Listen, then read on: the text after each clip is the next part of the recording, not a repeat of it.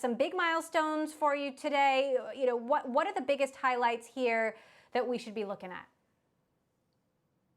Thanks, Emily. It's great to see you. Thanks for having me on. I'm just so proud of the team, and it's kind of fun to be able to come on the show and say something so unambiguously great in a time that's just so uncertain in the world right now and in the markets as T-Mobile's quarterly results. We just delivered the biggest growth quarter in our history with 2 million net adds in a single quarter, more than AT&T and Verizon combined. And we beat every single one of the financial estimates and raised guidance across the board. So it's just a terrific performance showing the flexibility of our team and, more importantly, the strength of our ability to unlock synergies and use those synergies to invest in growth.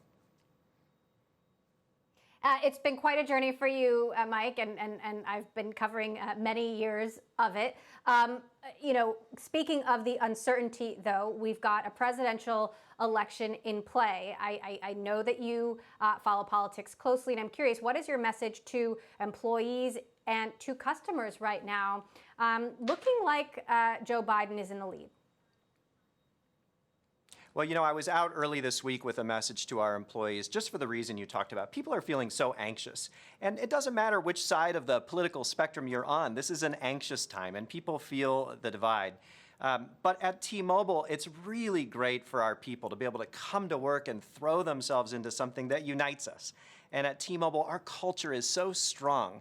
And what brings us together is the way we support each other to serve customers. We have the highest Net Promoter Scores in the history of this industry. We've tripled the Net Promoter Score as it comes to customer service for Sprint just since taking over in April. And that fires up our team. It binds us together. And right now, it's great to be a part of something a little bigger than yourself. So for our T-Mobile employees, jumping into our work right now, it's a great thing. That said, T-Mobile went from the number 4 carrier to the number 2 carrier with the backing of the Trump administration. What would a Biden administration mean for you? Well, if you think about our progress during the Obama-Biden administration, we did great. So one of the things we've shown, we executed our entire turnaround and benefited from some great programs during those years that allowed us to have fair access to spectrum, for example. And then to your point, during the Trump administration, we were able to merge in a highly pro-consumer, pro-competition merger. So we've found in both parties and in both administrations policies that allow us to execute. And one thing that's been consistent across all 8 of these past years, T-Mobile's been the growth leader in this industry, continually taking share, building a financial future for our stakeholders. So, we're ready. Whichever way it goes, our company will be well positioned. Now, you've been selling 5G iPhones, in fact, basically giving them away as part of a promotion. How many people are taking you up on this? And is 5G going to be the big technological transition that it's been touted as for a decade? It's had a great uptake. People are really excited about the new phones across the board. And so we're excited about that because there's a big difference. When you get an iPhone from T-Mobile, you get 5G. You get 5G in a lot of places. We have 270 million people covered with 5G. That's more than AT&T and Verizon combined when you look at geography in our 1.4 million square miles. So when you take home an iPhone 12 from T-Mobile, you're really going to see 5G. And in many places where we have our high capacity, now 30 million pops and counting with high capacity, you're going to get hundreds of megabits per second and make your friends and neighbors jealous. And so this is going to unfold over the year. As we pull further and further away from the competition, it's only going to make the 5G phenomenon more popular with consumers. So I see it as something that it's certainly affecting this quarter, but it's going to be a big story for 21. And as the Sprint integration continues, what has the retention rate for Sprint customers been?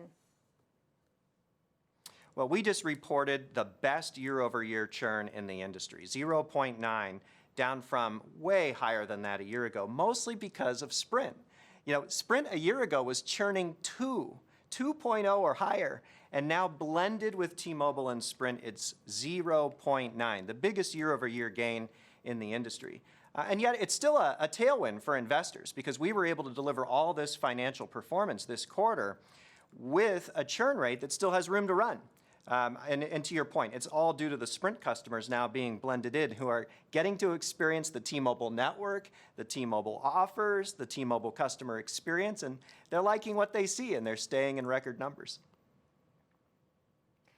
Quickly, Mike, before you go, a few months ago, you made a point of saying that T-Mobile was going to be pulling its ads from Tucker Carlson's show on Fox News after he made some racist remarks. And I'm curious, as we wait for the results of an incredibly contentious presidential election, what is your approach going to be in terms of social issues in business? Because we're seeing a divide in Silicon Valley, at least, where some CEOs are saying we shouldn't be talking about these things at work. Yeah, we're not pro or against any party's philosophy. Once in a while, we're pro or against values that get expressed, very specific words, and that was the case there. But look, our company serves, we have 80,000 employees from every walk of life, and one of our important values in our company is around equity and equality and inclusion. And so we speak up for that, but for us, it's we're a nonpartisan company. I mean, we love this country we serve. We love our customers. We have customers from every political affiliation and walk of life, and we have employees from the same. So it's important that we're not taking sides, but we do have values. And it's not partisan for me to stand up and say we believe in equality and inclusion and equity. And so we're proud of that.